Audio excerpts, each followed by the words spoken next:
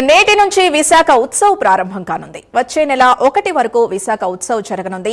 RK beach వేదికగా carnival, పలు సాంస్కృతిక కార్యక్రమాలు, డ్రోన్ షో, కళాకారుల ప్రదర్శనలు ఉండనున్నాయి. ఏయూ కన్వెన్షన్ హాల్ నుంచి కార్నివాల్ ఊరేగింపు ఉండనుంది. రిషికొండ, గోకుల్ పార్క్ తదితర ప్రాంతాల్లో పలు విన్యాసాలు, water sports, hot air balloon ఉండనున్నాయి.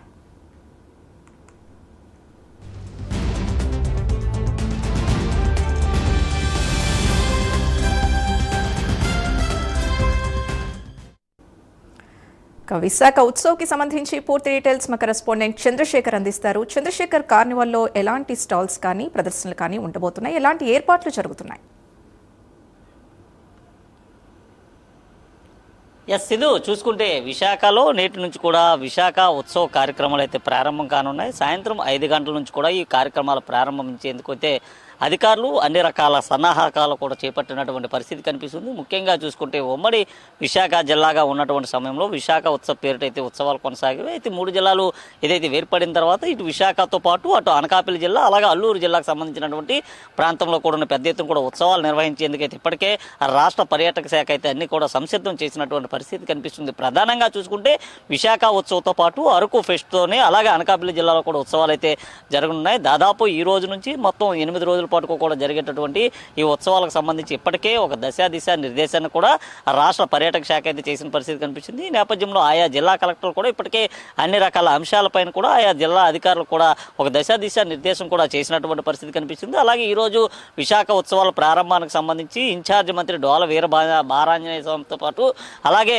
మంత్రి కందుల దుర్గేష్ కూడా, పర్యాటక శాఖ మంత్రి కందుల దుర్గేష్ కూడా హాజరు కానున్నారు. వీరు హాజరైన తర్వాత విశాఖ ఉత్సవాలు అయితే సాయంత్రం 5 గంటలకు ప్రారంభమవుతాయి. ప్రతిరోజు 6 గంటల నుంచి రాత్రి 10 గంటల వరకు కూడా విశాఖ ఉత్సవాలు విశాఖ సాగర తీరం, విశాఖ ఆర్కే బీచ్ ఏదైతే ఉందో ఈ బీచ్ తీర ప్రాంతం అంతా కూడా జరిగేటటువంటి పరిస్థితి కనిపిస్తుంది. దీనికి సంబంధించి అన్ని రకాల విద్యుత్ దీపకాంతులను కూడా అలంకరించినటువంటి పరిస్థితి కనిపించింది. దాదాపు 70 స్టాల్స్కు పైగా కూడా ఏర్పాటు చేస్తున్నారు. ముఖ్యంగా చూసుకుంటే ఆహారాలకు సంబంధించిన 70 స్టాల్స్తో పాటు అలాగే 20 నుంచి 25 అదనపు స్టాల్స్ను కూడా ఏర్పాటు చేసినటువంటి పరిస్థితి కనిపిస్తుంది. ముఖ్యంగా చూసుకుంటే చేతితో తయారు చేసినటువంటి కళాకృతులు ఏవైతే ఉంటాయో కళాకృతులకు సంబంధించినటువంటి మరో 25 అదనపు స్టాల్స్ను కూడా ఏర్పాటు చేసినట్లు కూడా ఇప్పటికే అధికార యంత్రాంగం కూడా చెప్పినటువంటి పరిస్థితి కనిపిస్తుంది. ఇటు విశాఖ సాగర తీరానికి సంబంధించినటువంటి ఆనుకుని ఉన్నటువంటి కాళీమాత ఆలయం ఏదైతే ఉందో ఆలయం వద్ద అయితే ప్రధాన స్టేజ్ను కూడా ఏర్పాటు చేస్తున్నారో అక్కడ నుంచి కూడా విశాఖ ఫెస్టివల్ ఉత్సవాలకు సంబంధించినటువంటి రకరకాల సాంఘిక సాంస్కృతిక కార్యక్రమాలు కూడా నిర్వహించున్నారు. ముఖ్యంగా చూసుకుంటే అలాగే విశాఖ గోకుల్ బీచ్లో కూడా కొన్ని సాంస్కృతిక కార్యక్రమాలు కూడా ఏర్పాటు చేసేటటువంటి పరిస్థితి కూడా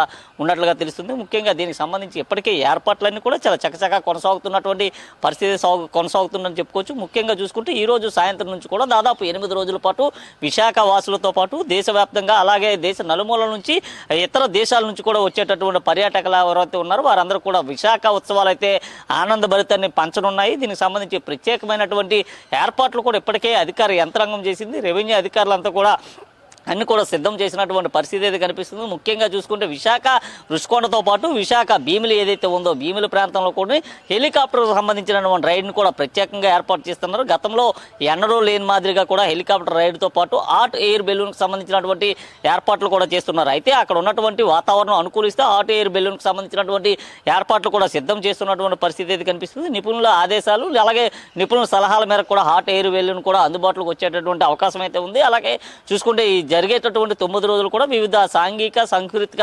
కార్యక్రమాలతో పాటు సంగీత కార్యక్రమాలు కూడా నిర్వహించుతున్నారు. ప్రతిరోజు కూడా ఒక కొత్తదనం, ఒక గొప్పదనం వచ్చే కూడా ఒక రకరకమైనటువంటి అక్కడ ఏర్పాట్లు కూడా చేసినటువంటి పరిస్థితి కనిపిస్తుంది. ఈ రోజు చూసుకుంటే ప్రారంభ రోజు ముఖ్యంగా సింగర్ సునీతతో లైవ్ మ్యూజిక్ కాన్సర్ట్ కూడా ఏర్పాటు చేసినటువంటి పరిస్థితి కనిపిస్తుంది. ప్రజలంతా కూడా ఉచితంగా వచ్చి వీక్షించే విధంగా కూడా దీన్ని అయితే ఏర్పాటు చేశారు. అలాగే ఏదైతే విశాఖ ఉత్సవాలకు సంబంధించి ప్రతిరోజు కూడా ఒక నూతన ఉత్తేజం నెలకొల్పేటటువంటి పరిస్థితి కనిపిస్తుంది. అలాగే ఏదైతే ఫ్లవర్ షో సంబంధించి కూడా ఏదైతే వైఎస్ఆర్ పార్టీ ఏదైతే అక్కడ వైఎస్ఆర్ పార్క్ ఏదైతే ఉందో వైఎస్ఆర్ పార్కులో ఫ్లవర్ షో కూడా ఏర్పాటు చేసినటువంటి పరిస్థితి కూడా కనిపిస్తుంది. దాన్ని కూడా ప్రజలు ఉచితంగా వీక్షించే విధంగా కూడా అందుబాటులో తీసుకొచ్చారు. అలాగే విశాఖ ఉత్సవంలో రకరకాల స్టాల్స్తో పాటు డ్యాన్స్ ప్రోగ్రామ్స్తో అలాగే స్పోర్ట్స్ సంబంధించి కూడా పెద్దపీట వేసినటువంటి పరిస్థితి కనిపిస్తుంది. ముఖ్యంగా చూసుకుంటే బీచ్ వాలీబాల్తో పాటు బీచ్ ఫుట్బాల్ అలాగే బీచ్ కబడ్డీ పోటీలు కూడా నిర్వహించనున్నారు. దీంట్లో పాల్గొన్న వాళ్ళు ముందస్తుగానే వారి యొక్క పేర్లు కూడా దరఖాస్తు చేసుకోవాలంటూ కూడా చెప్పినటువంటి పరిస్థితి కనిపిస్తుంది. దీనికి సంబంధించి ఇప్పటికే ఒక ఆన్లైన్ లింక్ను కూడా ఇవ్వడం అయితే జరిగింది. అలాగే రంగోలి పోటీలను కూడా నిర్వహిస్తున్నారు. ముఖ్యంగా మహిళలకు సంబంధించినటువంటి దానిపైన కూడా పెద్ద ఎత్తున కూడా ఫోకస్ చేసినటువంటి పరిస్థితి కనిపిస్తుంది ఇటు కూటమి ప్రభుత్వం అని చెప్పుకోవచ్చు. ఎందుకంటే ఇప్పటికే పర్యాటక శాఖ రంగంగా కూడా అభివృద్ధి చెందుతున్న విశాఖలో మహిళలకు కూడా మరో పెద్దపీట అయితే వేశారని చెప్పుకోవచ్చు. కాంపిటీషన్ సంబంధించినటువంటి రంగోలీ పోటీలతో పాటు అలాగే వారికి సంబంధించినటువంటి వంటల పోటీలకు సంబంధించినటువంటి అంశంపైన కూడా ప్రత్యేకమైనటువంటి దృష్టి సారించినటువంటి పరిస్థితి కనిపించింది. వారు తయారు చేసినటువంటి వంటలను కూడా ప్రదర్శించున్నారు. అలాగే దానికి సంబంధించి కూడా ఏర్పాట్లు అయితే సిద్ధం చేశారు. ఆ వంటలు అయితే ఎవరైతే చేస్తున్నారో దానికి సంబంధించి పాల్గొన్న వారందరూ కూడా ఈ నెల 27వ తేదీ వరకు కూడా వారి యొక్క పేర్లను కూడా ఆన్లైన్లో పొందుపరుచుకోవాలంటూ కూడా చెప్పినటువంటి పరిస్థితి కనిపిస్తుంది. ముఖ్యంగా చూసుకుంటే ఇక్కడ లోకల్కి సంబంధించిన వారు ఎవరైతే ఉన్నారో ముఖ్యంగా ఆ డ్యాన్స్ కావచ్చు లేదా ఇతరత్ర ఆ కళాకృతులకు సంబంధించి కానీ లేదా ఇతరత్ర దానికి సంబంధించిన వారందరికీ కూడా పెద్దపీట వేసినటువంటి పరిస్థితి కనిపిస్తుంది. రెండు తెలుగు రాష్ట్రాల నుంచి కూడా పెద్ద ఎత్తున కూడా పర్యాటకులంతా కూడా విశాఖకు వచ్చేటటువంటి పరిస్థితి కనిపిస్తుంది. నేపథ్యంలో విశాఖ ఉత్సవాలు కూడా చాలా ఘనంగా నిర్వహించేందుకు కూడా ఇటు రాష్ట్ర ప్రభుత్వం అయితే సంసిద్ధమైందని చెప్పుకోవచ్చు. ముఖ్యంగా ఈ నేపథ్యంలో శ్రేయస్ మీడియాతో కూడా పూర్తిగా ఏర్పాట్లు అయితే సమీక్షిస్తున్నటువంటి పరిస్థితి కనిపిస్తుంది. దీనికి సంబంధించి అన్ని రకాల ఏర్పాట్లు అయితే సిద్ధం చేయడం అయితే జరిగింది. ఎక్కడికక్కడ స్క్రీన్స్ కూడా ఏర్పాటు చేస్తున్నారు. అలాగే విశాఖ సాగర్ తీరానికి వచ్చేటటువంటి పర్యాటకులకు ఆహ్లాదపరిచే విధంగా కూడా అక్కడ బోటింగ్కి సంబంధించినటువంటి కొన్ని రకాల ఏర్పాట్లు చేసినటువంటి పరిస్థితి కనిపిస్తుంది. ముఖ్యంగా బోటింగ్ ని ఏర్పాటు చేయడంతో పాటు హెలికాప్టర్ రైడ్ ఇతరత్ర ఏర్పాట్లు కూడా చేసినటువంటి పరిస్థితి కనిపిస్తుంది. విశాఖ వచ్చే ప్రజలంతా కూడా మరలా విశాఖ వైపు ఎక్కువగా మొగ్గు చూపేటటువంటి పరిస్థితి కనిపిస్తుంది. అలాగే దీనికి సంబంధించి ప్రత్యేకమైనటువంటి ఒక 70 నుంచి 75 స్టాల్స్ కూడా ఏర్పాటు చేసినట్లుగా ఇప్పటికే జిల్లా కలెక్టర్ ఎంఎన్ హరేంద్ర ప్రసాద్ కూడా తెలిపినటువంటి పరిస్థితి కనిపించింది. నేపథ్యంలో అన్ని అంశాలను కూడా పరిగణలోకి తీసుకున్నటువంటి అధికారులు కూడా ఆ దిశగానే ముందుకైతే అడుగులు వేస్తున్నారు. విశాఖలో జరిగేటటువంటి విశాఖ ఉత్సవాలు మరోమారు చర్చించుకునే విధంగా ఉండాలంటూ కూడా ఇప్పటికే పెద్ద ఎత్తున కూడా ఏర్పాట్లు అయితే చేసినటువంటి పరిస్థితి కనిపించింది.